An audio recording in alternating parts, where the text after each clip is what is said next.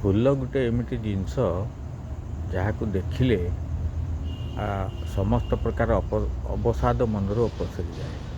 ତେଣୁ ମୋ ଫାର୍ମରେ ପ୍ରତିବର୍ଷ ସବୁ ଫୁଲ ସିଜନାଲ୍ ଫୁଲ ଲଗାଯାଇଥାଏ, ଋତୁକାଳୀନ ସବୁଦିନିଆ ଫୁଲ ବି ଥାଏ। ତେଣୁ ଆସ୍ତେ ଆସ୍ତେ ଏ ଶୀତ ଦିନରେ ଜାଣିଛନ୍ତି ଫୁଲର ଟିକିଏ ଅଧିକ ରହିଥାଏ। ଭଲ ଭାବରେ ଶୀତ ଦିନିଆ ଋତୁକାଳୀନ ଫୁଲ ସବୁ ହୁଏ, ତା ସହିତ ସବୁଦିନିଆ ଫୁଲ ବି ରହିଛି। ତେଣୁ ଆସ୍ତେ ଆସ୍ତେ ନୂଆବର୍ଷ ଯେତେବେଳେ ହୁଏ ଏଇ ଶୀତରେ ଫୁଲ ଅଧିକ ସଂଖ୍ୟାରେ ଫୁଟେ, ଅଧିକ ସଂଖ୍ୟାରେ ଲଗାଯାଇପାରେ। ତେଣୁ ଆସ୍ତେ ଆସ୍ତେ ମୋ ବଗିଚା ଏଇସବୁ ଫୁଲର ସମ୍ଭାରରେ ସଜେଇ ହେବାକୁ ଲାଗିଲାଣି। ବିଦେଶୀ ଫୁଲ ଆସ୍ତେ ଆସ୍ତେ ଫୁଟିଲାଣି। ତେଣୁ ଆଉ କିଛି ଦିନ ପରେ ଫୁଲରେ ଏସବୁ ଜାଗା ଭରପୁର ହେଇଯିବ।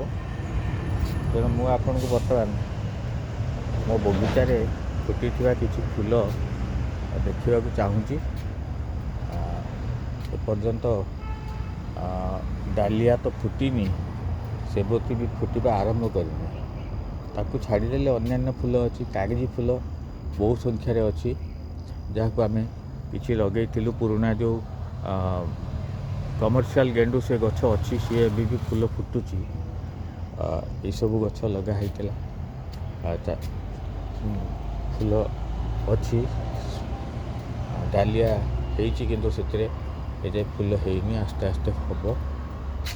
ଆଉ ଅନ୍ୟାନ୍ୟ ବିଦେଶୀ ଫୁଲ ଲଗା ହେଇଛି, ତାକୁ ଡ୍ରିପ୍ ମଧ୍ୟ ଦିଆହେଇଛି, ସେଥିରୁ ମଧ୍ୟ ଆସ୍ତେ ଆସ୍ତେ ଫୁଲ ହେବ।